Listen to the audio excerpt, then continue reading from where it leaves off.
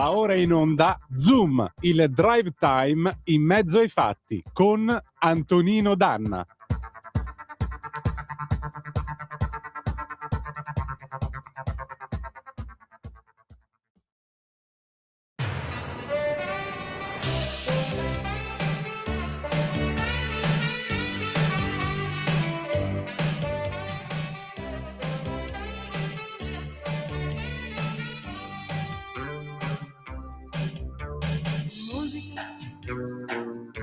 E come musica il desiderio regna nella mente, parto senza voglia di tornare. Musica e come musica la smania che mi prende di vestirmi da sirene come una visione magica. Mia madre non lo deve sapere, non lo deve sapere, non lo deve sapere. Mia madre non lo deve sapere, non lo deve sapere, che voglio andare ad Alghero in compagnia di uno straniero. Si spiaggia assolate, mi parli in silenzio con acquide occhiate. Voglio andare ad Alghero in compagnia di uno straniero. Le corse sfrenate su moto cromate di sera d'estate. Che scandalo, da sola ad Alghero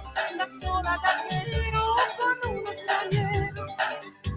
Mia madre non lo deve sapere, non lo deve sapere.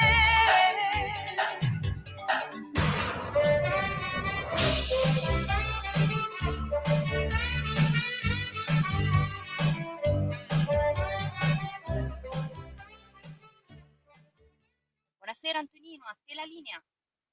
Grazie Natalia, amiche e amici miei, ma non dall'avventura, buonasera, siete sulle magiche onde di Radio Libertà, questo è Zoom, il drive time in mezzo ai fatti.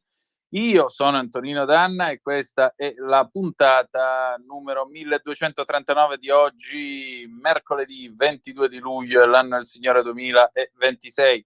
Cominciamo la nostra trasmissione, vi ricordo date il sangue, in ospedale serve sempre, salverete vite umane, chi salva una vita umana salva il mondo intero.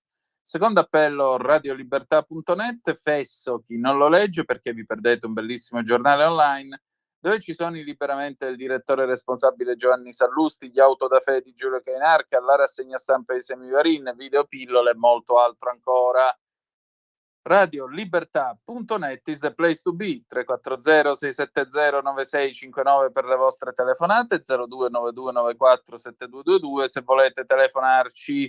Ma adesso, signore e signori, sono le 18:20 e quindi tra poco noi avremo, come sempre, il Qui Parlamento e il gradito ospite di questa sera, quando sarà all'apparecchio, è l'onorevole, anzi il senatore Manfredi Potenti, perché stasera parliamo di patrocinio a spese dello Stato, ladies and gentlemen, e quindi Qui Parlamento. Qui Parlamento. E io do il bentornato e il bentrovato al senatore Manfredi Potenti. Buonasera senatore. Buonasera a voi e a tutti gli ascoltatori. Senatore, allora, ben trovato. Senatore, allora, meno burocrazia e meno tempo per assistere i beneficiari del patrocinio a spese dello Stato. Finalmente verrebbe da dire, sì, o no? Soprattutto per i loro professionisti, i loro legali che dovranno occuparsi di meno scartoffie. In realtà abbiamo davvero fatto una piccola norma che può servire molto perché, per raccontarlo a chi ci ascolta, voi sapete che la misura del patrocinio a spese dello Stato è contenuta in un testo unico sulle spese di giustizia che è il DPR 115/2002. non riguarda solo i non abbienti, riguarda anche per esempio coloro che indipendentemente dal reddito siano vittime di alcuni particolari e deplorevoli reati, ad esempio quelli in materia sessuale, ci sono dei reati ad esempio in materia di maltrattamenti in famiglia che beneficiano di questa particolare forma di assistenza che lo Stato sente, diciamo, la necessità di fornire per garantire la tutela dei diritti di tutte le persone. Ci sono tuttavia delle formalità che, per richiedere ovviamente questo patrocinio, che poi è corrisposto all'avvocato attraverso il pagamento di una fattura che l'avvocato emette a favore dell'amministrazione della giustizia, naturalmente indirizzata al cliente, ma con riferimento insomma al deposito, ecco, di questa fattura in una piattaforma che poi vedrà la liquidazione da parte dello Stato. Fino ad ora e ancora oggi, perché poi questa piccola riforma che abbiamo fatto, questo disegno di legge a mia prima firma della Lega, passerà adesso alla Camera per l'approvazione definitiva, prevedeva la necessità, l'impegno a comunicare, fino a che il processo non fosse definito, le variazioni rilevanti, diciamo, del reddito, che è il come posso dire, il limite che la legge ha posto, un limite di reddito oltre il quale non si ha diritto ad accedere al patrocinio a spese dello Stato, che è circa 13.000 e spiccioli di euro. Quindi c'è l'obbligo di comunicare le variazioni reddituali svoltesi nell'anno precedente. Nel 2022 interviene una pronuncia della Corte di Cassazione che rende obbligatorio comunicare anno per anno, durante il corso del processo, qualunque variazione di reddito intervenuta nel corso dell'anno, ancorché questa non sia rilevante ai fini del supplemento, dicevo, di quella soglia di reddito, che sono appunto questi 13.000 spiccioli, che servono ovviamente a individuare un limite oltre il quale la persona deve pagarsi, diciamo, le spese legali per conto proprio. Tutte queste formalità che, diciamo, erano in qualche modo e sono ancora necessarie da parte degli avvocati per andare a dichiarare per conto dei propri clienti le variazioni di reddito, ovviamente comportavano dei dispendi di tempo non indifferenti. Immaginatevi voi un pensionato che magari nell'arco dell'anno incassava 8-9 mila euro e che per ricalcoli o per interessi o per qualunque altro motivo variava il proprio reddito di 15, 20, 40 euro, 100 euro, ma non superava la soglia dei 13.000, tale da perdere il diritto all'assistenza, al patrocinio a spese dello Stato, ecco, era obbligato a comunicare anche queste variazioni. Ma siccome queste variazioni spesso e volentieri intervenivano in un tempo antecedente alla dichiarazione dei redditi, si rischiava addirittura di dichiarare il falso, perché si poteva magari dichiarare una variazione di reddito di 30, 40, 50 euro che non corrispondeva poi a quello che sarebbe stato effettivamente il calcolo in dichiarazione. Quindi noi cosa facciamo? Eliminiamo questo obbligo e, diciamo, rendiamo sostanzialmente obbligatorio comunicare, come ovvio che sia, variazioni di reddito che anno per anno determinino il superamento di questa soglia che giustifica l'ammissione al beneficio. Quindi andiamo semplicemente a togliere un obbligo che nasceva con una sentenza e che ha reso veramente un rompicapo gestire le pratiche di clienti assistiti legalmente con ammissione a spese, diciamo, beneficiate da spese pagate, diciamo, dallo Stato, e quindi capite bene, ecco, che abbiamo fatto un piccolo regalo, insomma, diciamo, agli avvocati e ai loro clienti, che non si devono dannare per andare a ricercare magari o a calcolare delle variazioni di reddito che effettivamente possono essere anche di poche decine di euro, ma che secondo quello che, insomma, diciamo, era conseguenza di questa sentenza, nata tra l'altro da un'ordinanza della Corte d'Appello di Firenze, che diceva che appunto non era necessario, non era sanzionabile con la perdita del beneficio, perché poi oltretutto, mancando questa comunicazione di variazione di reddito, si rischiava di perdere il beneficio dell'ammissione a spese dello Stato e l'avvocato non sarebbe neppure stato pagato per prestazioni già fatte, con un'ingiustizia di non poco conto, tenendo conto che questi onorari sono anche dimezzati rispetto alle tariffe che un avvocato prende normalmente per una prestazione professionale, quindi c'è un dimezzamento di legge. Se naturalmente una prestazione legale, giudiziaria è quantificabile 1.000 euro, col patrocinio a spese dello Stato se ne paga 500. Quindi ecco, cerchiamo di entrare nei panni di chi si dovesse trovare in una situazione del genere, oltre alla rottura di scatole di dover andare anche a dichiarare una variazione di 20-30 euro del tutto insignificante rispetto al superamento di una soglia che la legge ha posto come limite per beneficiare appunto del patrocinio a spese dello Stato. Ecco, questa è l'attività che devo dire ci soddisfa di più, quella di semplificare la vita ai cittadini. Questa è la cosa più importante. Senatore, adesso invece quali saranno i suoi prossimi impegni? Oggi in questi giorni ce ne sono stati tanti. Uno fra i più piacevoli è domani il Question Time con il ministro Matteo Salvini. Parleremo di autovelox, interrogherò il ministro sulle positive ricadute che ci sono state dopo l'entrata in vigore del decreto del ministero che ha dato attuazione al riordino degli autovelox. Poco fa parlavamo in aula invece sempre con un mio intervento a nome del gruppo della Lega della prossima attuazione della delega sulla riforma del codice della strada, e in questi giorni devo dire sono giorni piuttosto impegnativi perché ci vedono con tanti provvedimenti. Sto per entrare nelle commissioni congiunte prima e seconda del Senato, stiamo trattando un tema di recepimento di un patto europeo sulle migrazioni, andremo ad aggiornare norme che servono ad accelerare, ma soprattutto a in qualche modo evitare che cittadini che arrivano richiedendo asilo politico si disperdano sul territorio, facciano magari perdere le loro tracce, non vengano adeguatamente seguiti nel corso delle attività di accertamento della spettanza di queste situazioni soggettive.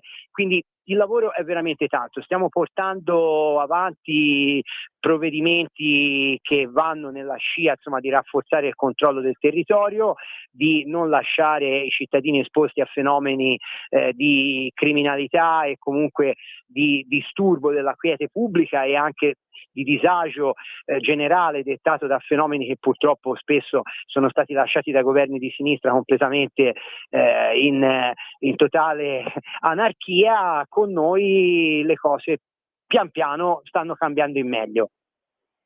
E questa è la cosa più importante. Allora, senatore, buon lavoro e al piacere di risentirci presto.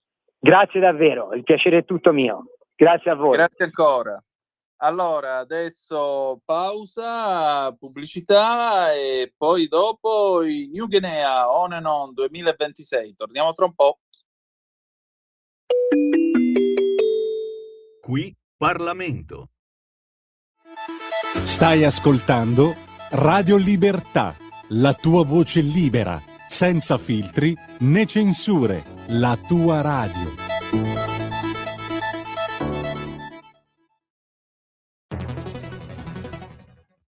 C'è chi te la racconta sbagliata e chi te la racconta male. C'è chi te la racconta tagliata e chi te la racconta al contrario e chi non te la racconta affatto. QDS te la racconta giusta. Ogni giorno la tua terra, il suo presente, le sue attese, la sua volontà di rinascita. Leggi, abbonati, scegli il Quotidiano di Sicilia. L'informazione giusta per crescere insieme.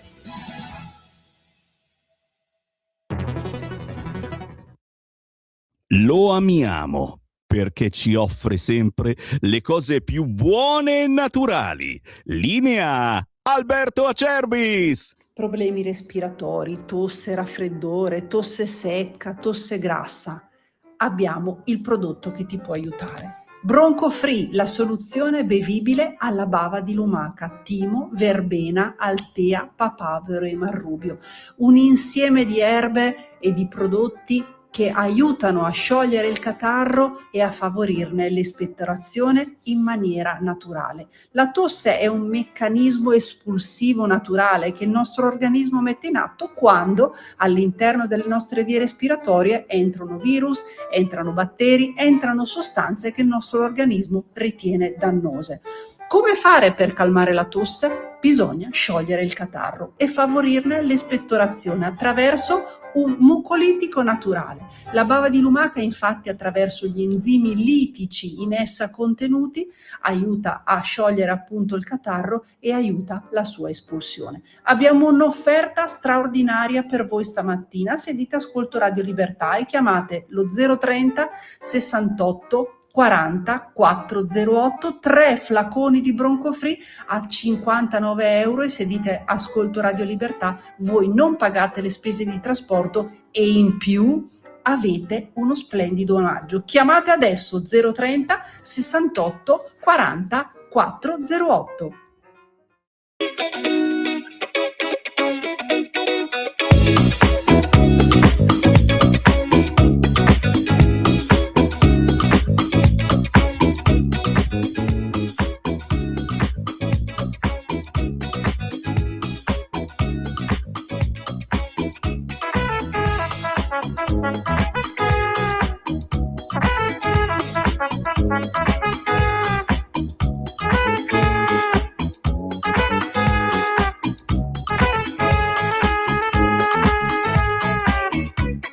Morning time, cross on through.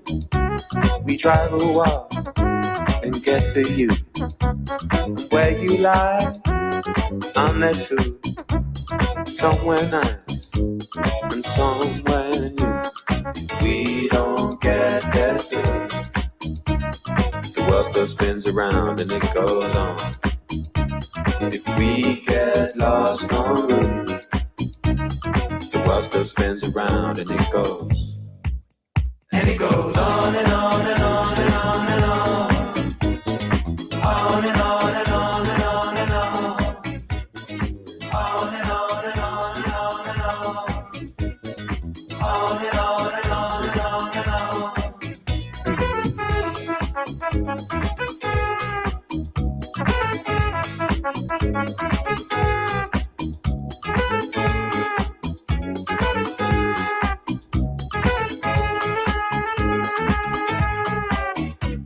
The endless sky, the endless blue, the lows and highs are right with you. Me acuerdo by no love soul. Let's just drive and let go. We don't get there soon. Sun and moon don't stop and it goes on. If we get lost en route, the world still spins around and it goes. And it goes on and on and on and on and on. On and on and on and on and on. On and on and on and on and on. On and on and on and on and on. And it goes on.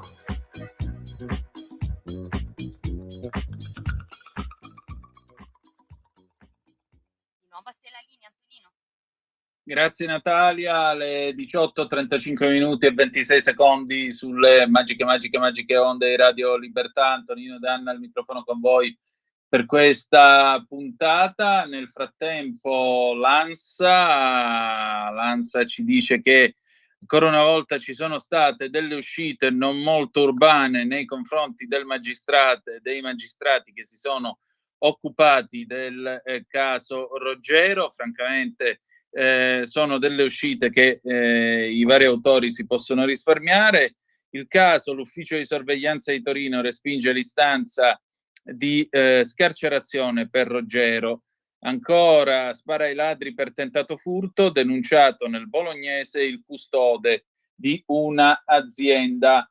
Altra notizia che abbiamo, il dramma auto sulla folla a Modena, morta dopo 2 mesi una donna ferita. Ricorderete tutti, questo è il Cudri che con la macchina ne ha messi sotto in 7.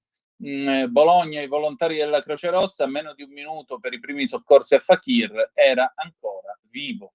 Altri video mostrano Fakir prima dell'intervento in stato confusionale. Volontari della Croce Rossa italiana assolti per il caso Magherini, scenario non sicuro. Bufera in aula, i senatori del Movimento 5 Stelle occupano i banchi del governo per il caso Del Mastro, fuori le chat. Questo è quello che al momento leggiamo. A proposito della questione di Modena, non ce l'ha fatta la donna di 55 anni, Monica Esposito, scrive l'ANSA, ricoverata in terapia intensiva dopo essere stata investita in centro a Modena 2 mesi fa, il 16 di maggio, dall'auto scagliata sulla folla guidata da Salim El Kudri, ferendo 8 persone. La paziente, in un primo momento ricoverata in condizioni critiche all'ospedale maggiore dell'azienda USL di Bologna, nelle scorse settimane era stata trasferita all'ospedale civile di Baggiovara dell'azienda ospedaliera universitaria di Modena, dove è deceduta in mattinata. Le condizioni della donna, spiega l'azienda ospedaliera, erano apparse subito gravissime e nonostante siano stati tentati tutti gli approcci medico-chirurgici possibili, non ha mai ripreso conoscenza sino a quando le sue condizioni sono irrimediabilmente peggiorate. La famiglia, nel rispetto della volontà espressa in passato dalla donna, ha dato parere favorevole alla donazione degli organi. Le direzioni, i medici, il personale infermieristico di azienda ospedaliera universitaria, azienda USL di Modena, azienda USL di Bologna, desiderano esprimere il loro più sentito cordoglio alla famiglia della paziente. 0292947222 se volete intervenire su questo caso e dire la vostra. Tra l'altro il marito di Monica Esposito, che non è mai stato in pericolo di vita, è seguito dal reparto riabilitazione e rieducazione funzionale dell'ospedale San Sebastiano di Correggio, in provincia di Reggio Emilia. Da qualche giorno è a casa in permesso per consentirgli di poter visitare la moglie. Rientrerà per qualche giorno di urgenza, sarà dimesso a fine mese. Lo si apprende da fonti sanitarie reggiane. Che dramma, amiche e amici miei, ma non della Ventura. Veramente un dramma. Andiamo oltre e diamo un'ulteriore occhiata alle ultime notizie. 2 indagati, qua torniamo all'ospedale israelitico di Roma, 2 indagati per il furto delle fiale di fentanyl a Roma. OpenAI, i nostri modelli di IA fuori controllo, hanno hackerato un'altra piattaforma. C'è una intelligenza artificiale che è andata a fare la guerra a un'altra intelligenza artificiale. Andiamo bene. Maltempo, violente grandinate nelle Marche in Abruzzo, la conta dei danni, compleanno reale, il principe George compie 13 anni, una foto da teenager per festeggiarlo. Il Consiglio dell'UE sceglie l'italiano Comporti per la guida dell'ESMA. Andiamo anche a dare un'occhiata alla BBC, vediamo che cosa c'è di nuovo, che cosa dice la BBC a quest'ora della sera. E in particolare, eccoci qua, si sta caricando la pagina. Nel frattempo, Natalia, ti comunico che ho recuperato il computer, quindi tra un po', se vuoi, possiamo passare direttamente, diciamo, nell'assetto ordinario. Allora, gli Stati Uniti stanno per annunciare l'accordo che permetterà all'Arabia Saudita di sviluppare l'energia atomica. L'accordo varrebbe per miliardi di dollari, sarebbe significativo per le aziende americane, le cui che naturalmente potrebbero essere coinvolte nella costruzione di un impianto per la produzione di uranio arricchito. Ecco qua che Donald Trump, come aveva promesso, come aveva già anticipato, avrebbe dato questa possibilità ai sauditi. Altra cosa, Trump minaccia di colpire i ponti dell'Iran e le sue centrali elettriche se persisteranno gli attacchi nello stretto di Hormuz. Il telefono è aperto, 0292947222, potete intervenire attraverso la linea che naturalmente è aperta ed è al vostro servizio. Poi peraltro vi voglio dire che potete sempre mandare le vostre zap o WhatsApp al 340 670 9659 e in particolare, già che ci siamo, Vi ricordo che fino alle 19:12 più o meno noi saremo in onda in diretta, poi ci sarà la nuova puntata di A Berlino Tutto Bene con Roberto Giardina. Stasera parleremo della politica del cancelliere Merz, che si è trovato davanti di nuovo un'ennesima situazione di difficoltà con questo capogruppo del partito, la CDU-CSU, che prima faceva il duro e puro della difesa dei valori cattolici, dopodiché ha annunciato che lui e il suo compagno stavano andando a fare l'utero in affitto negli Stati Uniti d'America. Detto fatto, Merz dalla sera alla mattina l'ha cacciato a calci nel culo. Esiste una cosa che si chiama coerenza e non puoi fare quello che prima fa tutte le barricate e poi dopo si butta dall'altro lato, se no non vale. Allora, andiamo a vedere questa questione dell'accordo con l'Arabia Saudita. Sarà interessante capire anche che cosa ne pensi Israele di questa vicenda. La BBC offre uno specchietto nel quale spiega che i colloqui tra gli Stati Uniti d'America e l'Arabia Saudita sulla possibilità di cooperare nell'ambito di un programma civile nucleare datano addirittura all'anno 2008. Nel corso dell'amministrazione di George Bush figlio, i due paesi avevano firmato un accordo non vincolante, diciamo un memorandum iniziale non vincolante con gli Stati Uniti, dicendo che praticamente l'America avrebbe assistito il reame del Golfo, l'Arabia Saudita è una monarchia, nello sviluppo dell'energia atomica civile, ma che l'Arabia Saudita aveva dichiarato di importare, che avrebbe importato il combustibile nucleare e non avrebbe cercato di ottenere delle tecnologie nucleari sensibili. Cosa è successo dopo? Tra il 2017 e il 2019 gli Stati Uniti d'America hanno garantito a 7 aziende americane il permesso per cominciare ad aprire e intavolare delle discussioni sul nucleare civile con l'Arabia Saudita. Nel 2020 il governo americano ha riferito che i due paesi non avevano fatto dei progressi significativi per delle differenze persistenti sulle condizioni a proposito delle restrizioni in tema di arricchimento dell'uranio.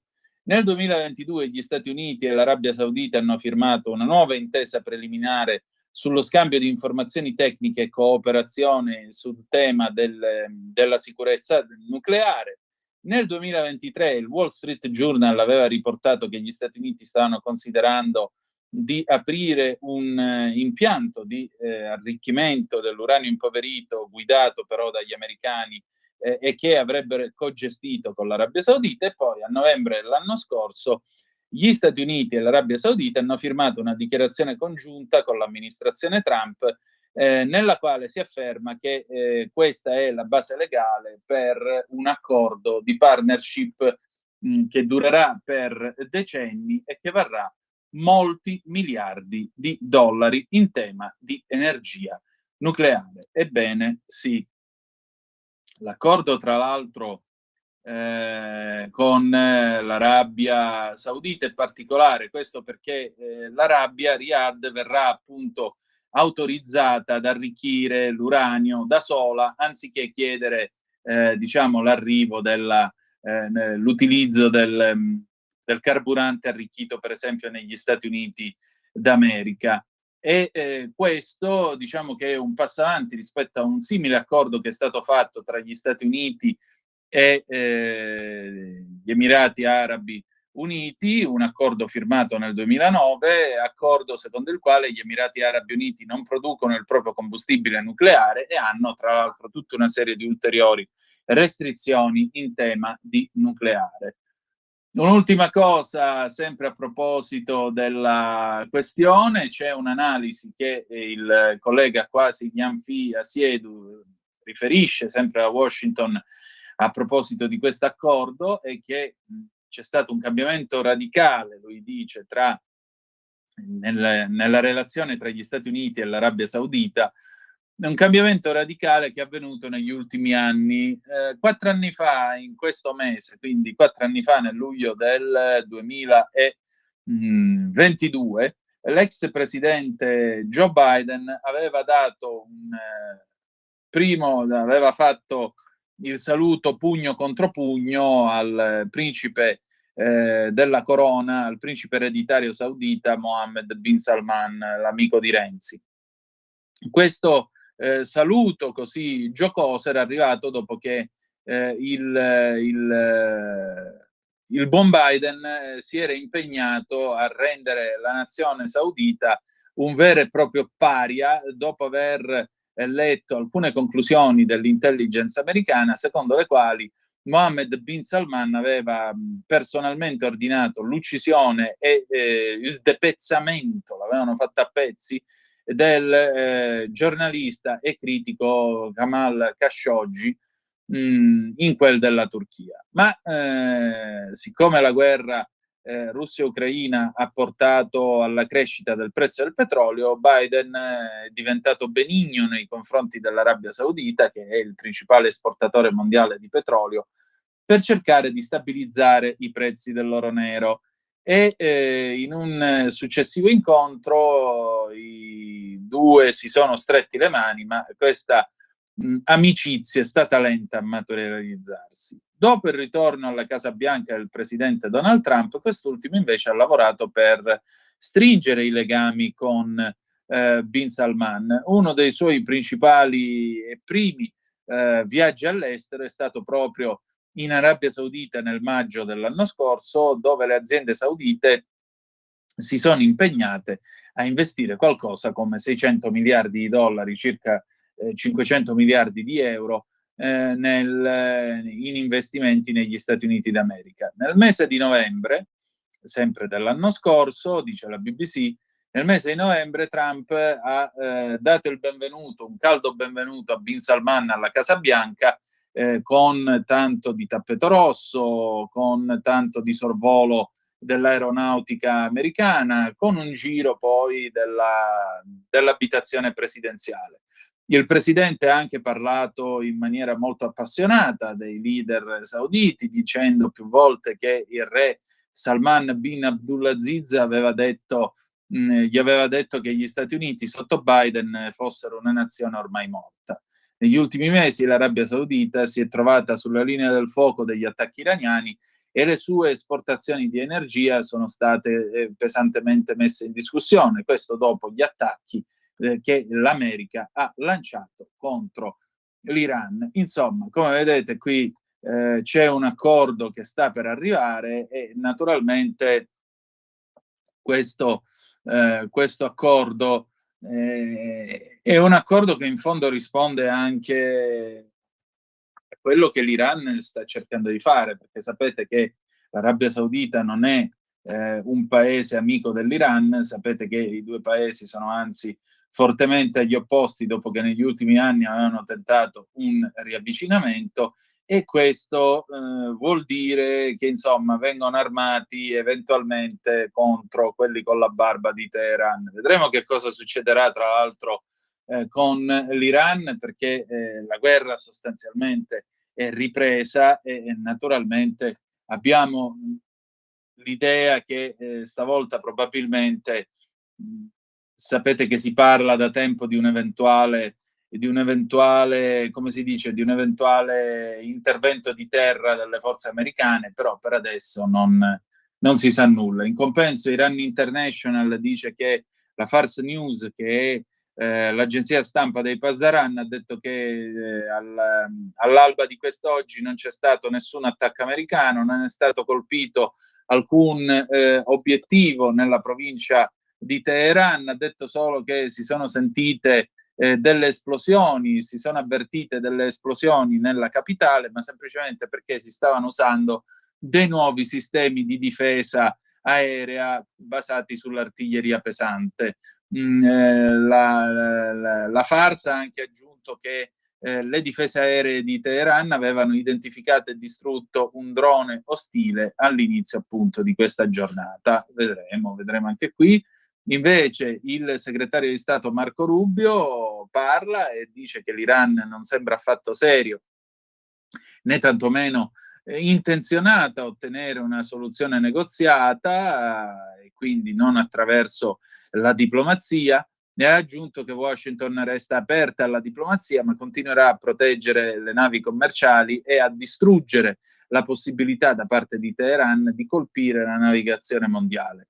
Parlando a un incontro dell'ASEAN, l'ASEAN è l'equivalente della Comunità Europea, però per un gruppo di paesi dell'estremo oriente. In quel di Manila quest'oggi Rubio ha detto che altri paesi potrebbero unirsi a questo sforzo, non ne avremmo bisogno, ma loro dovrebbero unirsi perché sono molto più colpiti di noi dal fatto che l'Iran, danneggiando Hormuz e tenendolo chiuso, sta naturalmente facendo salire ulteriormente il prezzo della benzina, il prezzo del petrolio e naturalmente il rifornimento alla pompa. A proposito, voi quanto l'avete pagata la benzina? Io ho fatto oggi pomeriggio il pieno alla Vespa, 1,94 €, diciamo 1,95 € il litro di verde. Voi quanto l'avete pagata? Fatecelo sapere. Vi ricordo sempre 340 670 9659 per le vostre zappe o WhatsApp, oppure 029294 7222 se volete intervenire attraverso il telefono. Sono le 18:53 in questo momento, siete sempre sulle magiche onde di Radio Libertà. Questo è sempre Antonino Danna al microfono con voi per questa puntata numero 1239 di oggi, mercoledì 22 di luglio del 2026. Come potete immaginare, stasera avremmo dovuto avere con noi l'ottimo Antonio Zennaro, ma ahimè, essendo in viaggio, non gli è stato possibile collegarsi per una nuova e interessante puntata di Conto Corrente. Ma comunque alle 19:12 avremo invece con noi, come sempre, l'immenso Roberto Giardina da Berlino, che ci racconterà ancora la situazione economica e non solo, il mood di questa Germania che somiglia sempre di più all'Italia, detto tra di noi. Sembra veramente sempre più simile all'Italia, sembra più, come potremmo dire, con tutta una serie di problemi che in questo paese, grazie alla stabilità del governo, abbiamo dimenticato, mentre loro hanno conosciuto il trauma, perché per loro è un trauma, diciamo così, delle elezioni anticipate. Andiamo a dare un'occhiatina adesso all'ADN Kronos. Eccola qua. Ilaria Salis di nuovo nei guai, condannata dal Tribunale di Milano, ha licenziato 2 suoi collaboratori senza giusta causa. E come questa è comunista, dovrebbe tutelare il lavoro. Sentite un po' che roba. Gli assistenti che avevano collaborato alla campagna elettorale avevano contratti con scadenza a fine mandato parlamentare, ma sono stati licenziati solo dopo pochi mesi e senza preavviso, come si legge nella sentenza in possesso dell'ADN Kronos. AI. Fentanyl rubato all'israelitico di Roma, 2 indagati per il furto delle 80 fiale. A quanto si apprende si tratterebbe di 2 custodi dell'ospedale. Caso Roggero, il gioielliere resta in carcere, respinta l'istanza di differimento della pena. Il no dell'ufficio di sorveglianza di Torino all'istanza che era stata presentata dai legali del gioielliere. Il decesso in ospedale, Modena, morta 55enne investita, era tra i feriti dell'attentato del 16 di maggio. Il caso Fakir, poliziotto ferito, è stata guerriglia urbana, piazze sempre più violente contro le forze dell'ordine. Da 22 anni al reparto mobile di Bologna, Luca Calabrese è tra i 64 agenti feriti negli scontri di lunedì. All'ADN Kronos racconta: situazioni del genere ne ho passate tante, ma non ci si abitua mai, anche perché al di là degli insulti si sta sempre più alzando il livello di violenza contro le forze dell'ordine. Questa è una cosa vergognosa, perché non si può, sì, si sta generando un disprezzo nemmeno tanto nascosto da parte di una certa Italia che, ahimè, si esprime così, a ragione, purtroppo a ragione.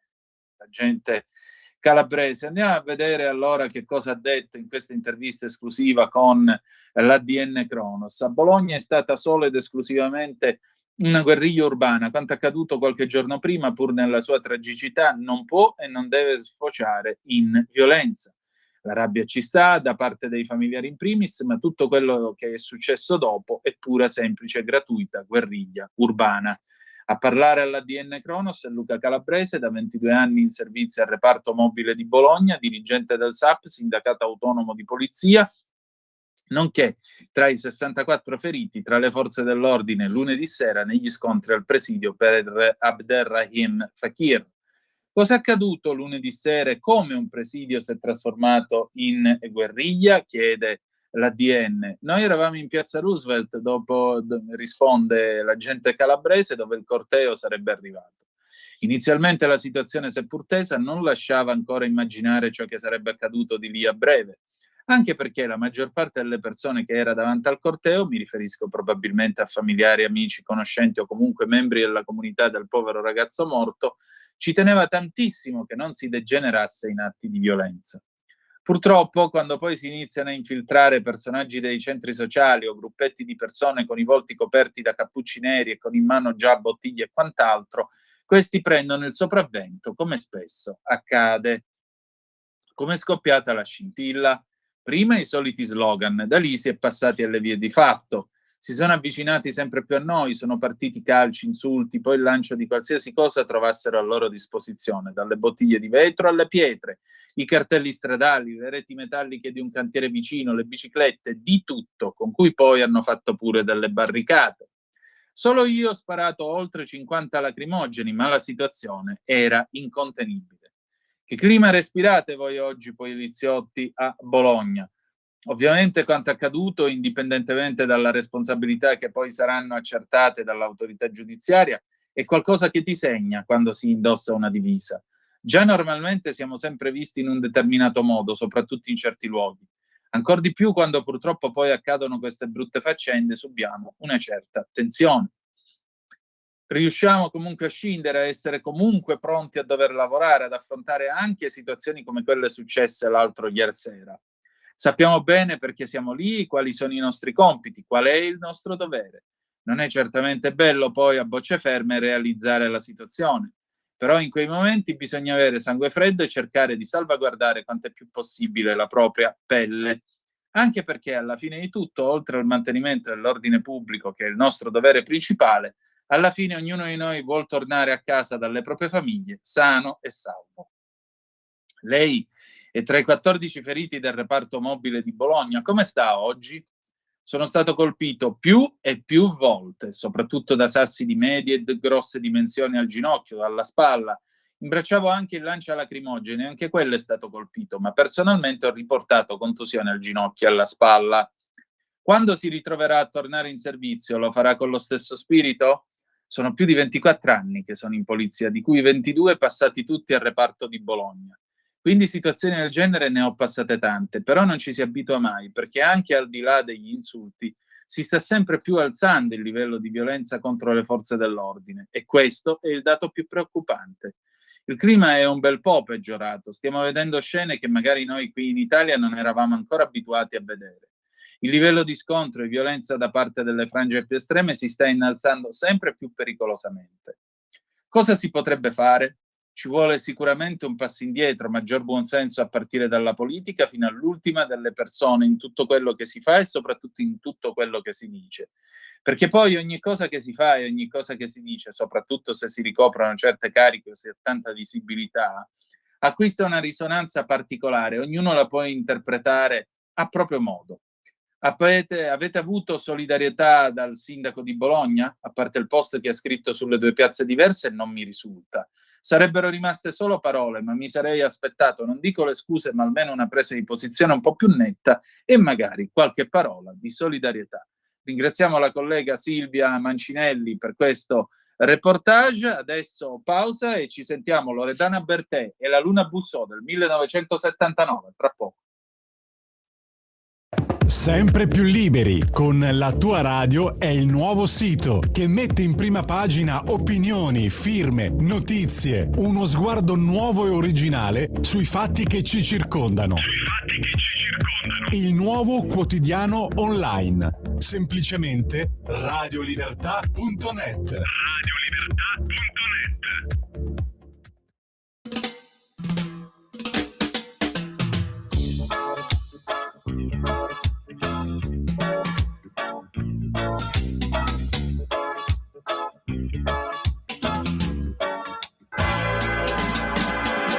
E la luna bussò alle porte del buio. Fammi entrare, lui rispose di no. E la luna bussò dove c'era il silenzio. Ma una voce sguaiata disse non è più tempo.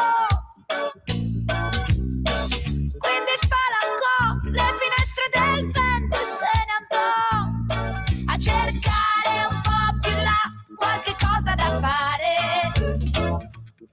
Dopo avere pianto un po' per un altro no, che le disse il mare, che le disse il mare.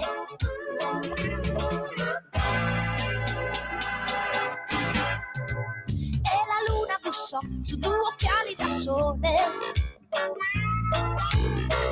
Quello sguardo non si accorse di lei. Ed allora provò ad un party in piscina. Senza invito non entra nemmeno la luna.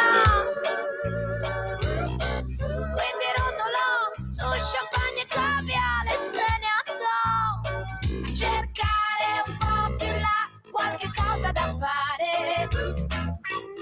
Dopo avere pianto un po' per un altro no di un cameriere.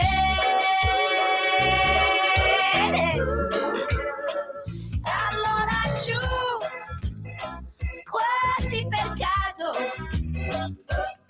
più vicino ai marciapiedi, dove è vero quel che vedi. E allora giù, senza bussare, tra le ciglia di un bambino, per potersi addormentare. E allora giù, fra stracci amore, dove al lusso la fortuna c'è bisogno della luna.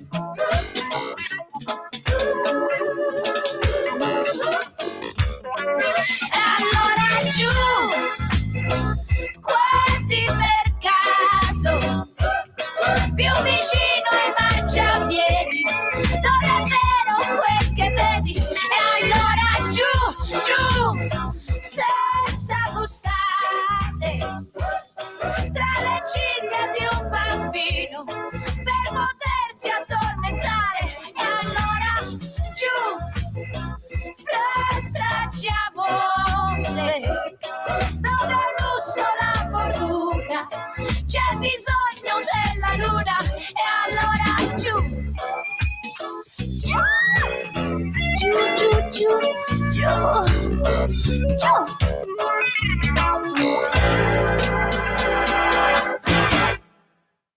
A te la linea, Antonino.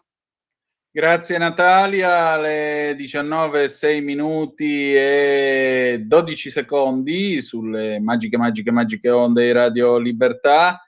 Questo è sempre Zoom, il drive time in mezzo ai fatti. Antonino Danna al microfono con voi per questa puntata numero 1239. Avete ascoltato questo bellissimo pezzo del 1979 di Loredana Bertè e La Luna bussò, pezzo che nel 1979 portò lo ska, anzi il reggae anche in Italia. Lo ska poi lo portò Donatella Rettore a partire dal 1981. Non capisco perché continuano maledettamente a dirmi Donatella, eccetera eccetera eccetera.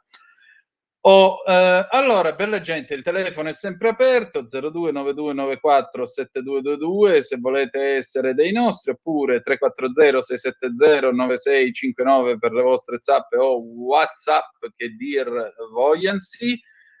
Tra parentesi, già che ci siete, potete tranquillamente commentare anche le ultime notizie. Abbiamo circa 5 minuti ancora, poi daremo la linea a Berlino. Tutto bene, nono appuntamento con l'immenso Roberto Giardina, che ci racconterà da par suo questa Germania. Vi anticipo che ieri mi ha detto: io sono qui con un maglioncino. Vi dico solo questo, in questi giorni di caldo porco, nel corso dei quali francamente io ho sognato di vivere probabilmente al Polo Sud in mezzo ai pinguini, perché francamente vabbè, comunque.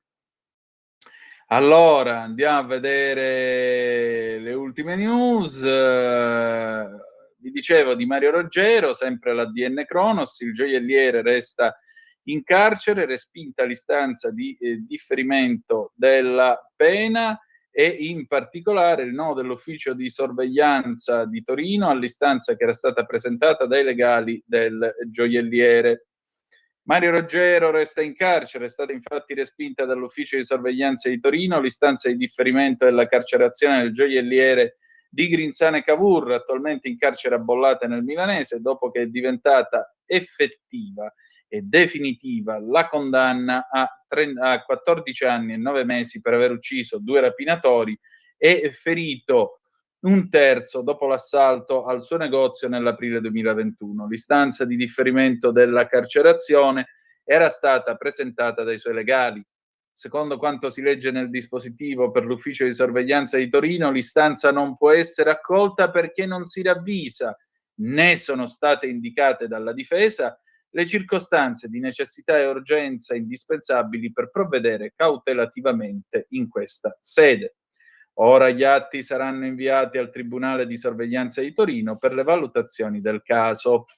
La Procura Generale di Torino, con una nota, ha intanto confermato di aver chiesto e ottenuto il sequestro conservativo della somma di 50.000 euro che dal conto corrente del comitato Io sto con Mario Roggero era stata trasferita su un conto tunisino, intestata al gioielliere di Grinzane Cavour e alla moglie Mariangela Sandrone, prima del processo d'appello.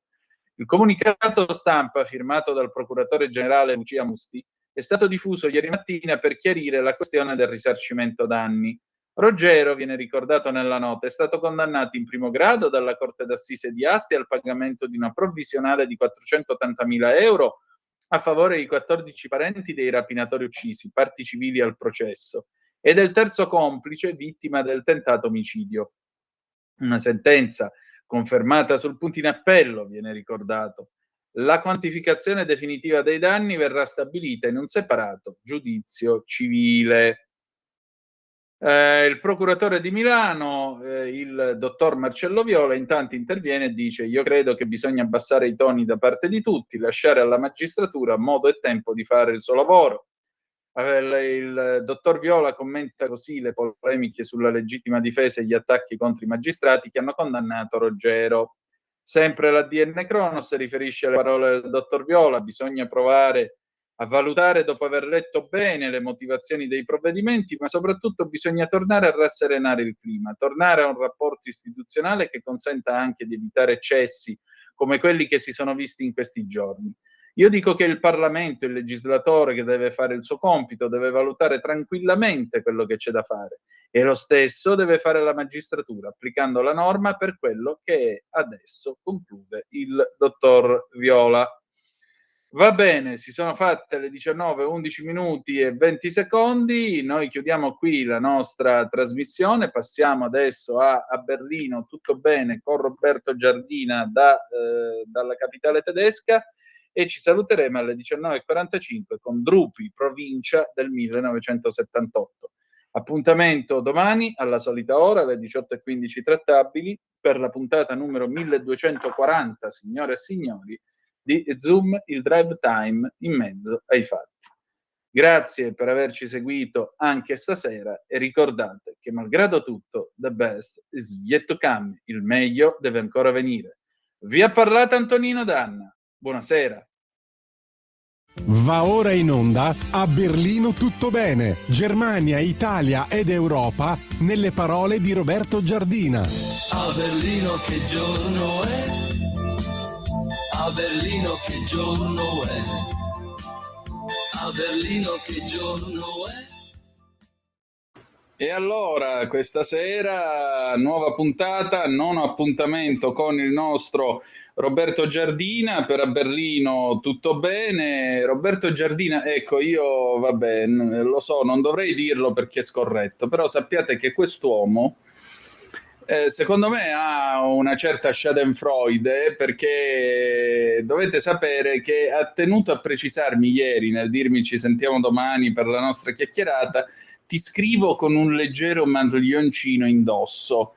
E io che mi trovo qui a sudare anche l'acqua del battesimo, cioè lo ringrazio della sottile perfidia nell'eleganza del dire che ho un maglioncino addosso. Immaginate quindi quest'uomo così elegante con una bella camicia bianca, molto probabilmente, e il maglioncino come negli anni 60 quando se lo mettevano attaccato al collo per le braccia, no? per le maniche. Ecco, io lo immagino così, elegantissimo, che se ne va a qualche cocktail in qualche posto elegante dove ci sono ambasciatori, gente potente qua e là, e lui ci tiene a precisare che è col maglioncino, mentre qua stiamo veramente schiattando. Io ti ringrazio molto, credimi, con molta stima, credimi, veramente, hai toccato proprio l'apice della stima.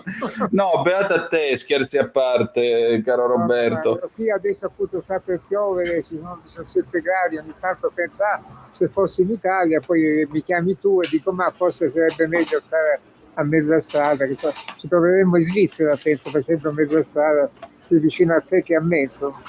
Penso anch'io, dovremmo incontrarci a Berna, a Lugano, da qualche parte, insomma. Senti Roberto, allora, qui questa situazione politica in Germania sta diventando un po' particolare, perché voglio dire, adesso vedo che ci sono polemiche a non finire sulla storia di questo esponente come si dice, della CDU, del partito di Merz, che è praticamente partito cristiano, partito cattolico, il quale davanti a una nazione intera se ne è uscito dicendo io e il mio compagno siamo gay e quindi ce ne andiamo in America a fare l'utero in affitto. Benissimo, dopodiché Merz non ha ritenuto che la cosa fosse molto cristiana e l'ha cacciato dal partito. E poi che altro è successo, Roberto? No, naturalmente questo Jens Spahn era il capogruppo della CDU-CSU, cioè il partito cristiano democratico e il partito cristiano sociale, che sono partiti gemelli ma sono due partiti. I cristiani sociali si presentano solo in Baviera e sono, diciamo, sono cattolici e naturalmente molto molto cattolici, quindi non hanno apprezzato molto Jens Spahn, anche perché questo Jens Spahn, 46 anni, alto un metro, è alto quasi quanto il calciadiere, 1,96 m, Merz 1,98 m, è stato uno dei più forti nel vietare l'utero in affitto in Germania. Quindi poi anche l'ultima volta, l'ultimo congresso del suo partito in febbraio, ha sempre ribadito no, l'utero in affitto mai. E già la sua, questa donna americana che lui aveva pagato circa $100.000 aspettava un bambino, quindi diciamo questa doppia morale non è stata apprezzata. Subito il suo partito ha perso un altro 1%, il che diventa molto pesante perché il 6 settembre, quindi neanche fra 6 settimane, si vota nella Sassonia-Anhalt, una regione dell'ex DDR, dove quasi sicuramente l'AfD, il partito dell'estrema destra, conquisterà la maggioranza assoluta. Quindi è una situazione piuttosto pesante, aggravata da fatti privati, diciamo. Certo che questo qui gli ha fatto un regalo all'AfD che non finisce più, perché non gli danno la tessera onoraria a questo punto? Se lo meriterebbe, visto il land che gli ha appena regalato grazie alla sua straordinaria coerenza. No, straordinaria. Hai fatto un paragone molto opportuno, perché lui pensava di cavarsela come Alice Weidel, che è la leader moderata dell'AfD, il partito dell'estrema destra, che vive con una compagna, si chiama Sara, ed è nata in Sri Lanka, e la coppia ha 2 bambini.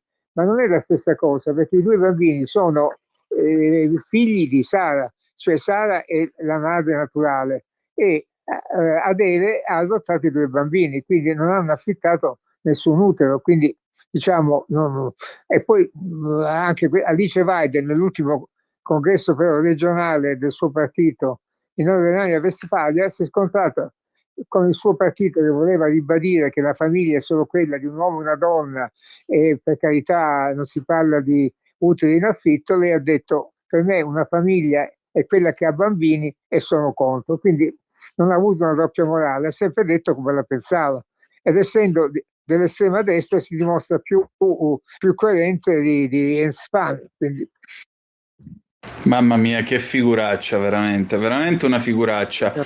E tra l'altro figuraccia che io non oso immaginare quando tra qualche anno si andrà alle elezioni, e molto probabilmente la CDU rischierà di sparire. Cioè, a sto punto veramente, guarda, io dopo tutto quello che sto vedendo tra l'Inghilterra con questo nuovo premier, tra l'altro, che voglio proprio vedere che rapporto avrà con Merz, e tutte queste figure che si presentano come pifferai magici, poi però alla fine della fiera i partiti tradizionali stanno evidentemente annaspando.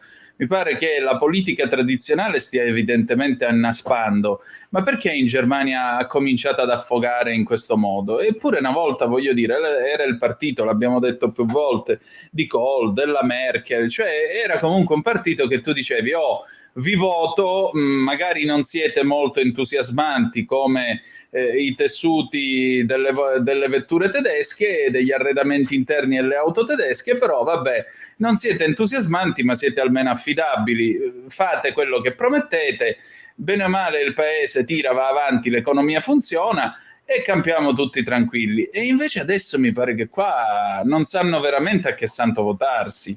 Ma sai, la Merkel, prima di vincere le elezioni nel lontano 2005, quando Gerhard Schröder, disse: se vinco vi aumenterò le tasse, perché le casse statali sono vuote e quindi devo aumentare le tasse. E vinse lei, perché un politico deve essere sincero, deve giocare il tutto per tutto, se no poi magari vince una volta e poi porta il paese alla catastrofe, e anche il suo partito. E invece adesso tutti, diciamo, non sono più dei bravi professionisti come politici, e non sono neanche credibili. Cioè Merz certe volte dice anche le cose giuste, ma in maniera antipatica, quindi proprio non riesce a conquistare gli elettori. Schröder, già l'avevo detto le altre volte, quando lui ha divorziato per la 4ª volta, ha detto: ma mia moglie mi vietava di mangiare i wurstel. E questo naturalmente è maschilista, sessista e tutto, però fu simpatico anche alle donne, perché aveva il sesto senso di dire le cose giuste o nel tono giusto. Adesso l'hanno perduto.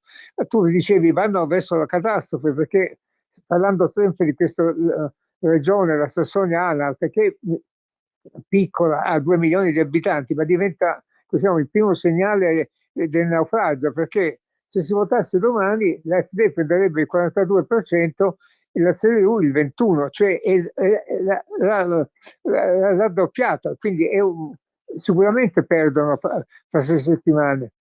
E cosa avverrà, come hai detto tu, nel 29, quando si voterà in tutta la Germania? rischiano di finire come la Francia, dove Macron praticamente, se si votasse domani, prenderebbe il 6%, insomma. Mamma mia, che situazione, guarda, veramente.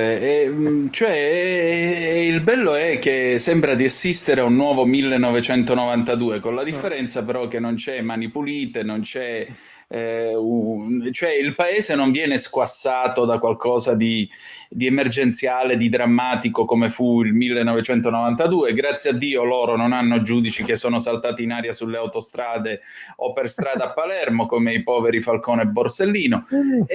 Però stranamente stanno vivendo lo stesso terremoto. Io non oso immaginare che volto avrà la Germania dell'anno 2029, perché dall'altro lato, voglio dire, tramontato Olaf Scholz, mi pare che l'SPD, ciao, cioè non toccano palla, non mi sembra che abbiano tutto questo brio, questa verve, o mi sto sbagliando? No, hai perfettamente ragione, anche perché l'SPD, il Partito Socialdemocratico, in Sassonia a settembre dovrebbe prendere il 6%, quindi se lo prende, perché se scende ancora di un punto sotto il 5%, non va neanche in Parlamento, perché lo sbarramento in Germania è una cosa seria, chi non prende il 5% fuori. A livello nazionale è sceso al quinto posto, cioè all'ultimo posto tra i partiti che sono presenti al Bundestag, in Parlamento, è sceso al 12-11%, quindi non è più un grande partito popolare come ai tempi di Schröder, come ai tempi di Willy Brandt, è un partito quasi piccolo, diciamo. Appunto, è un partito quasi piccolo e questa è la cosa che più lascia, diciamo così, esterrefatti, perché alla fine della fiera è evidente che il futuro è dell'AfD. Dopodiché siamo sempre lì, anche questi che si presentano come i pifferai magici, e però non sappiamo se questi siano davvero in grado di governare un paese come la Germania.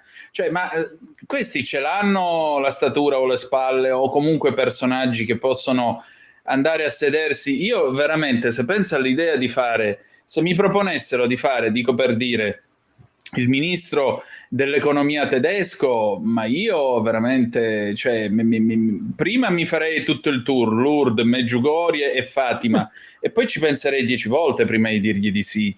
Cioè, loro hanno qualcuno che abbia la follia di dire sì, lo faccio io il ministro dell'economia.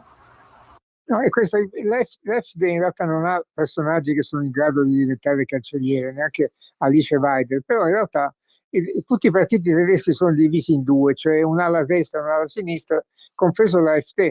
Cioè in realtà, in base sempre ai sondaggi, se bisogna credere ai sondaggi, solo il 20% sono duri, neonazisti, razzisti, cattivissimi. L'altro 80% ha votato perché non ne può più degli altri partiti normali. E una buona parte di questi può essere recuperata, cominciare quest'ala di questa Alice Weidel. Quindi bisognerebbe anche cercare di dividere il partito, ma dividere il partito trattando quei pochi personaggi responsabili che però, sempre confermando quello che dici tu, a livello nazionale non hanno grandi personalità, però a quanto leggo lavorano molto bene a livello locale, nelle regioni, nelle città, nei municipi. Se tu conosci un tuo amico che nel paese tuo è un bravo assessore, fa bene, cura bene i lavori pubblici, tu voti per lui. Questo è il problema, non è la grande politica europea che decide il successo dell'AfD, ma anche la politica locale. Poi ci sono quelli che si indignano perché si spendono troppi soldi per le armi, mentre non ce la fanno a giungere alla fine mese, perché noi pensiamo sempre alla Germania molto ricca, ma c'è una parte che se la cava, che vive, diciamo, appena sopra il livello di povertà, e questi naturalmente sono arrabbiati, ma non sono neonazisti. Certo. Senti, ma oltre a tutto questo, ora sta esplodendo un altro problema in Germania in questo periodo, ed è il problema delle residenze per gli anziani. E lì come funziona questa terza età? Mi viene in mente Marcello Marchesi quando faceva lo sketch del signore di mezz'età. Che bella età, la mezz'età, che bellissima e radiosa, che tutta rosa sarà. Ecco, lì è rosa la terza età o è un problema? Ma lì c'è un rapporto con, con l'essere anziani o non essere più diversamente giovani, che è diverso dal nostro, perché io avevo dei conoscenti che già a 60 anni, una signora che conoscevamo si è ritirata in una residenza per anziani, poi dice: sono sola, mio marito è morto, non ho, è difficile vedere le amiche in una città, una metropoli come Berlino, come è difficile a Milano o a Roma se non abiti vicino, e quindi dice: io ho i soldi per pagarmi la residenza, vado lì, ho una stanza dove porto i 4 mobili che mi piacciono e vivo lì. Così andiamo insieme con le mie vicine di camera a teatro, andiamo al cinema, alla sera guardiamo insieme la televisione. Adesso i prezzi sono esplosi perché un posto in una residenza per anziani costa in media 3.300 euro e si arriva a 4.000 euro. Quindi qual è una coppia che si vuole ritirare insieme in una residenza? È impossibile, tu devi avere almeno 8.000 euro senza spese straordinarie, quindi è impossibile. E poi si arriva a una situazione molto pesante, perché io ho letto proprio oggi che il governo propone di vendere d'ufficio le case di chi non si può pagare un posto nella residenza. Ma questo oppure se l'ha già donato ai figli, la donazione viene annullata. Quindi questo non lo facevano neanche nella Germania Est comunista, insomma. Ma davvero, ma questo è un provvedimento veramente assurdo, veramente assurdo. Ma come cavolo ragiona certa gente? Io mi chiedo... Ma forse questo non passerà perché spero che sia anticostituzionale. Però già è passato già il fatto che se uno è senza figli deve pagare di più, c'è un'assicurazione obbligatoria se da anziano diventi non autosufficiente, che prima era l'1% per chi lavora, l'1% per il datore di lavoro, quindi era ancora sopportabile. Adesso bisognerebbe pagare insieme quasi il 4% e non basta neanche più. E quindi chi non ha figli deve pagare questa assicurazione di più perché non ha un erede che può pagare in parte per lui, perché in realtà gli eredi, insomma i figli, sono obbligati, se guadagnano bene, a pagare per i genitori, e questo lo farei senza bisogno di una legge, insomma. Però come fai a dire obbligarmi a pagare di più se non ho figli? Magari non posso avere figli, che vuol dire? Oppure ho un figlio che è disoccupato, quindi sono cose molto, voglio dire, usare un aggettivo innocente, sono abbastanza strambe, insomma, o disperate. Davvero, veramente senza senso. Senti Roberto, io vedo ora qua sul Corriere della Sera Rampini che dice Germania, cade il tabù dello shopping festivo. Che cos'è questo shopping festivo? Cioè, dov'è questo tabù? Cosa fanno i tedeschi nel weekend? No, il weekend è tutto chiuso. Io così vedo che a Roma, i pochi giorni che sono a casa mia a Roma, che molti negozi sono aperti perché naturalmente vendono ai turisti. In Germania è tutto chiuso, ma questa è una vecchia legge, perché prima, parliamo del passato, il sabato i negozi, anche per fare la spesa, per mangiare, alle 2 del pomeriggio chiudevano. Una volta io e mia moglie, anni fa, eravamo ancora a Bonn, eravamo in fila al supermercato verso le 6 del pomeriggio, mia moglie si accorge di aver dimenticato i pomodori, va a prendere i pomodori e si mette in fila. Arriva un commesso e strappa i pomodori. Mia moglie e lui cominciano a litigare, poi si capisce che lei aveva preso i pomodori alle 6:01, quando l'orario era finito. Quindi anche se non avevamo pagato, non poteva comprarlo. Questa storia è finita perché poi hanno detto: vabbè, siamo più elastici.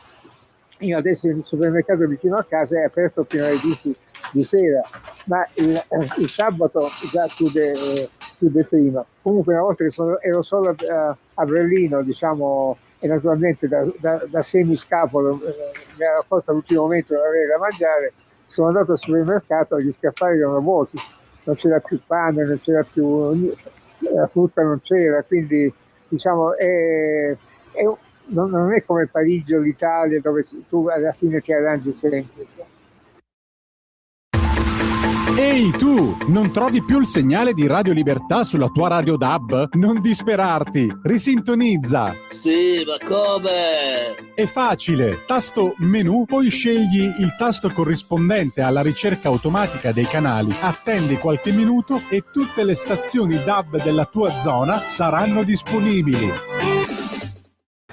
Cioè, Furio, il marito di Magda, in quella situazione ci avrebbe goduto come un riccio, perché le 6:01, Magda, non è più ora! Cioè, secondo me quello era Carlo Verdone nei panni di Furio e vanno fatta una candy camera, perché in Italia una cosa così, se succedesse, cioè la gente gli alzerebbe le mani, altro che litigare civilmente o discutere. Le 6:01, signori, cioè, non lo so.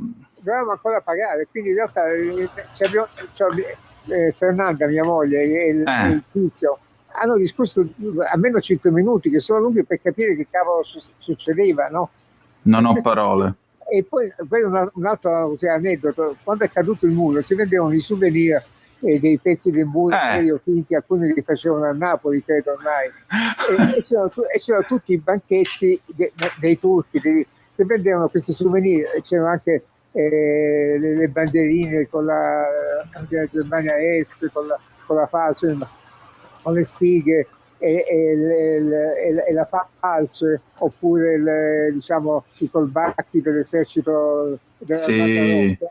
A un certo punto ero lì, per caso arriva la polizia e fa sgombrare tutti questi banchetti. Allora io chiedo a un poliziotto: ma perché è vietato? Dice no, li tolleriamo, ma adesso sono le 18 e quindi devono chiudere.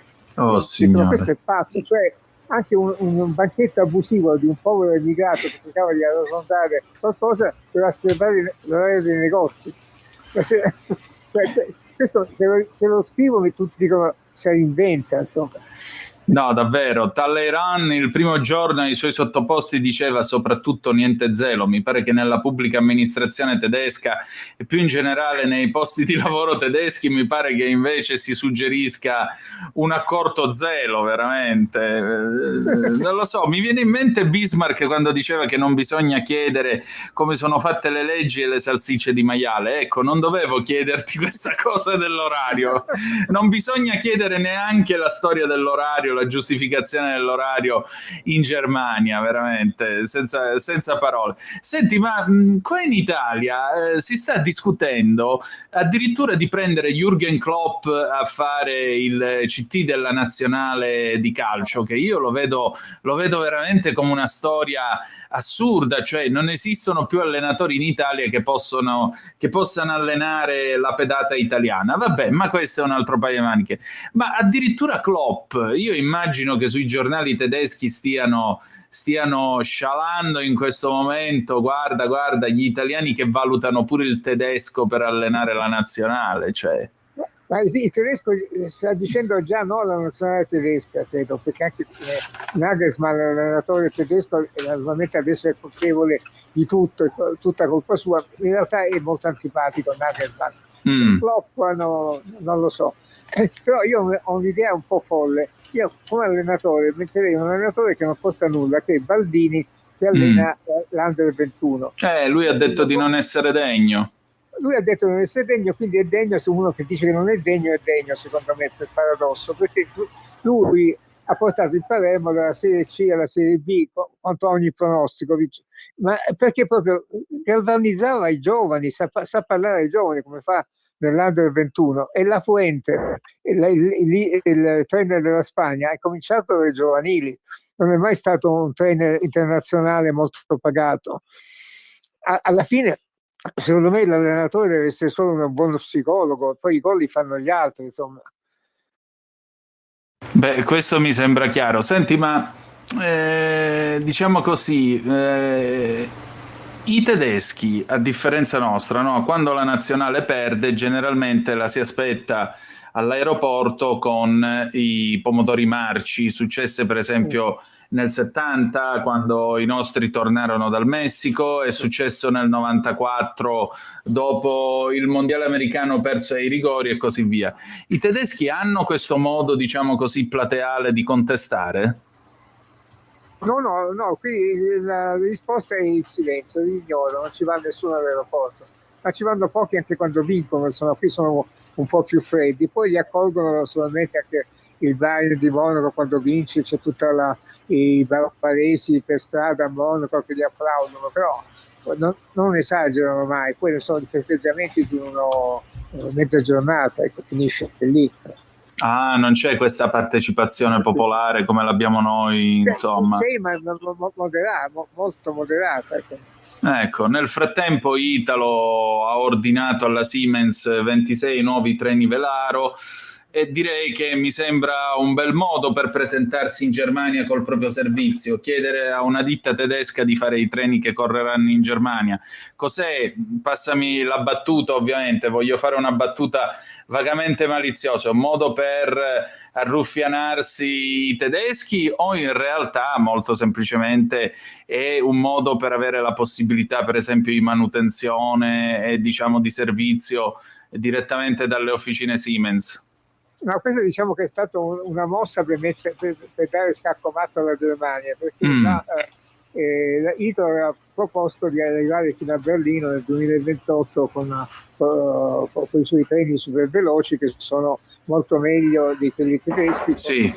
Un terzo, però naturalmente c'era resistenza da parte della Deutsche Bahn cioè ferrovie tedesche che sono dirette per noi da un'italiana, questa Evelyn Palla, per i tedeschi da una quasi tedesca perché è nata a Bolzano, quindi, però è italiana e quindi anche un italiano deve salvare le ferrovie tedesche, però poi alla fine non volevano che gli italiani facessero concorrenza a casa loro.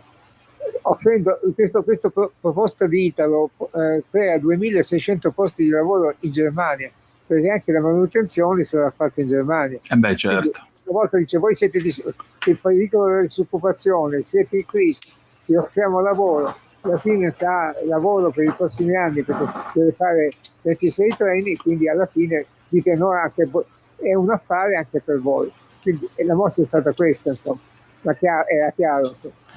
I tedeschi che si fanno salvare dagli italiani è una scena impagabile, però immagino loro che hanno insomma questo senso non sempre malcelato di superiorità verso di noi, come possono masticare amaro.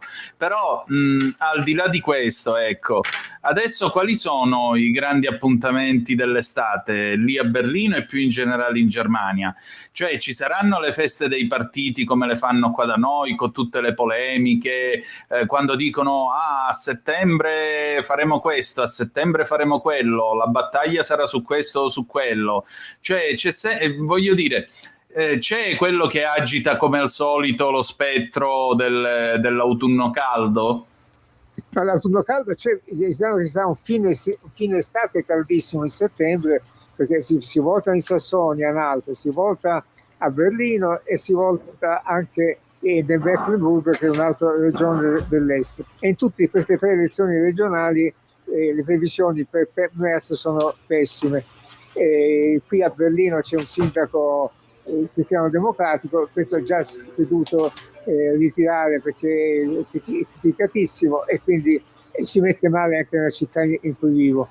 D'estate si va in vacanza per 6 settimane, già i deputati sono arrabbiati con Jens Spahn perché per colpa di lui, del suo amico, del suo compagno e del figlio devono interrompere le ferie il 29 luglio per tornare a Berlino a votare per il suo successore, quindi sono un po' arrabbiati. Per 6 settimane ci sarebbe tregua. Il settembre sarà diciamo molto molto caldo, anche perché i dati di previsioni continuano a scendere, perché Merz ha presentato un grande piano di riforme spendendo decine di miliardi, ma lui offre i miliardi da una parte e poi aumenta i contributi per le pensioni, per la mutua, taglia i contributi per i figli e compagnia bella, quindi alla fine uno ha meno soldi in tasca e i voti continuano a scendere. Quindi l'autunno sarà un po' drammatico.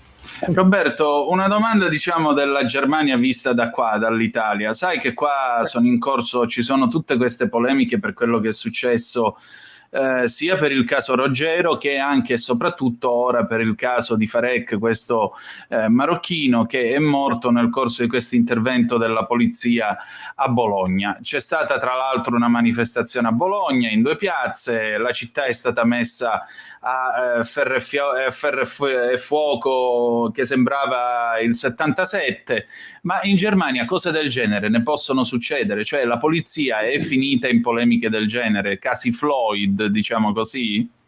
No, perché diciamo che il caso di Bologna è finito in prima pagina sulla Bild Zeitung, un giornale popolare, perché diciamo Bologna che ha una guerriglia notturna che dura ore con poliziotti feriti, e per questo caso del marocchino diciamo ucciso o morto di infarto durante il fermo, quindi bisogna almeno aspettare l'autopsia, secondo me.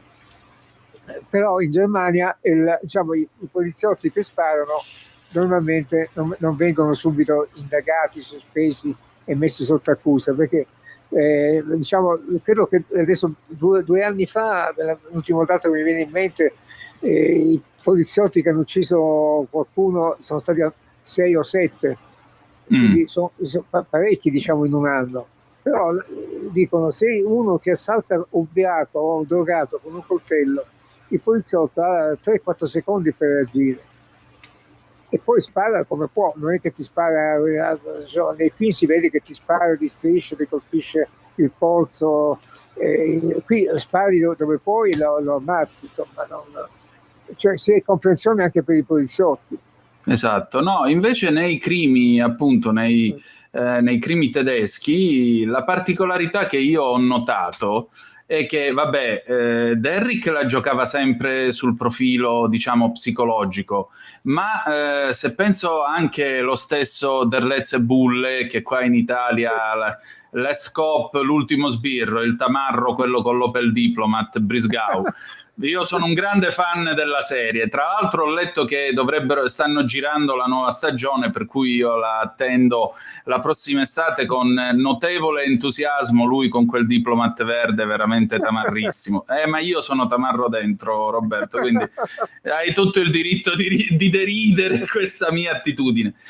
Ma anche la stessa squadra speciale Cobra 11, che voglio dire fanno le indagini sull'autostrada, alla fine la polizia stradale tedesca, però io vedo sempre, soprattutto in Cobra 11, che in alcuni episodi è capitato proprio che il protagonista, che tra l'altro è di origini turche, nato e cresciuto in Germania, Setim mi pare che si chiama, ora non mi ricordo come si chiama lui, arriva con la pistola, la punta contro il malvivente, ma proprio nell'attimo in cui tutti noi diremmo adesso gli spara, lo lascia per terra, si ferma e lo fa ammanettare. Ecco, c'è sempre questa cosa nei crimi tedeschi, non c'è mai il poliziotto che spara, perché perfino dentro il commissario Montalbano ha sparato e ha anche ammazzato, ma nei crimi tedeschi no. Poi io sono anch'io seguo questo Tato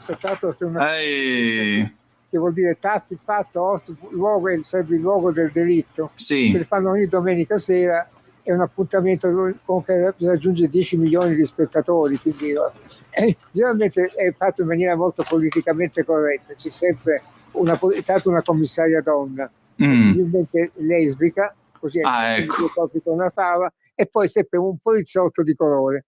Adesso i poliziotti turchi ci sono in Germania, ma non sono in grande maggioranza, sono molto pochi, quelli poi anche di colore sono rarissimi, ma si è sempre giocato sul fatto sociale, però sono molto, molto realistici, servono a capire un po' la società. Ecco, quindi diciamo che i poliziotti non sono nazisti come ci immaginiamo noi i tedeschi, però sono anche molto realistici, perché io continuo a leggere anche articoli dei nostri colleghi, quelli di cronaca, che dicono colpito da un colpo di striscio gli ha spezzato il polso. Un colpo di striscio non ti spezza nulla, ma i colpi di striscio per esempio non esistono più. Un'arma moderna ti porta via il braccio, la gamba. Infatti per il calibro 9 di un'arma, diciamo, del XXI secolo, è veramente un'arma micidiale. Infatti si cerca di essere realistici. Senti, allora, per concludere, caro Roberto, Diciamo così, a Berlino allora tutto bene? A Berlino, in attesa del naufragio, tutti ballano, quindi va tutto bene. Io ieri sono andato così alle 6 del pomeriggio su un lago vicino a Berlino, si arriva in 20 minuti in auto oppure in metropolitana. Bellissimo. Non c'era quasi nessuno a quell'ora perché vanno tutti, anche sia perché un giorno normale, non fine settimana, e i berlinesi sono magari in Italia, e però si stava quieti, tranquilli, quindi tutti si bevevano una birra e si mangiavano un Würstel, quindi i tedeschi generalmente sono pessimisti. Io li vedo adesso, diciamo, non ottimisti, ma forse fatalisti, un po' diventano italiani, come continuiamo a ripetere. Da un lato siamo contenti, dall'altro però c'è molto da preoccuparsi. Va bene, Roberto, allora grazie e ci ritroviamo il 29 di luglio.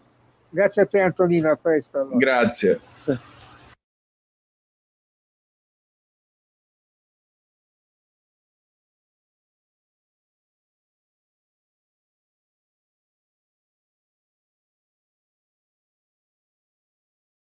Avete ascoltato A Berlino tutto bene, Germania, Italia ed Europa nelle parole di Roberto Giardina. A Berlino non penso mai si può vivere, non sogno mai.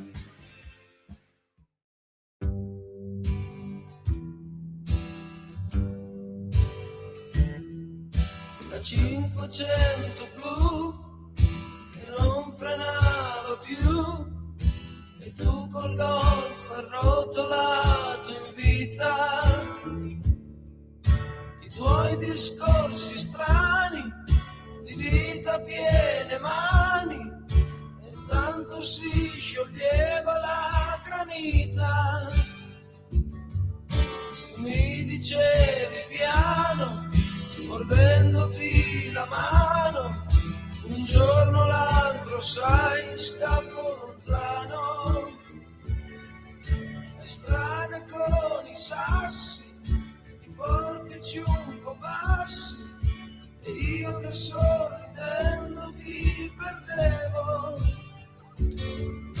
La vita di provincia pareva senza tempo, ma quanta noia ti rodeva dentro. Il sabato a ballare, poi mi lasciavi fare al buio sulla 500 blu. Un anno di città fa male a quest'età, sei sempre bella eppure sei cambiata. Affronta la realtà, tu sei cresciuta qua, se sempre di una mano poi ti dà.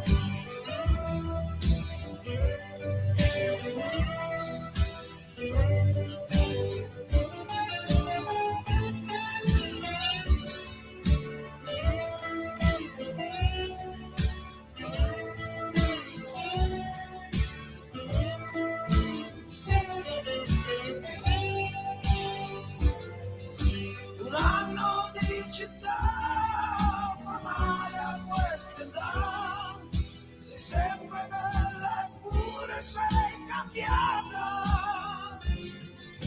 Affronta la realtà, tu sei cresciuta qua, c'è sempre chi una mano poi ti dà. La gente di provincia pareva fuori tempo, ma questo mondo ti è rimasto dentro. La vita tiene mani e quei discorsi strani, adesso sento che non li fai più. Un anno di città fa male a quest'età.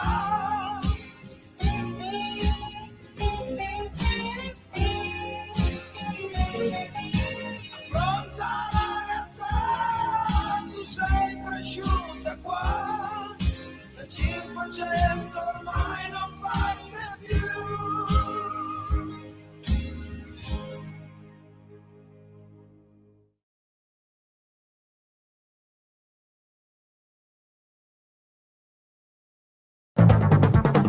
Avete ascoltato Zoom, il drive time in mezzo ai fatti.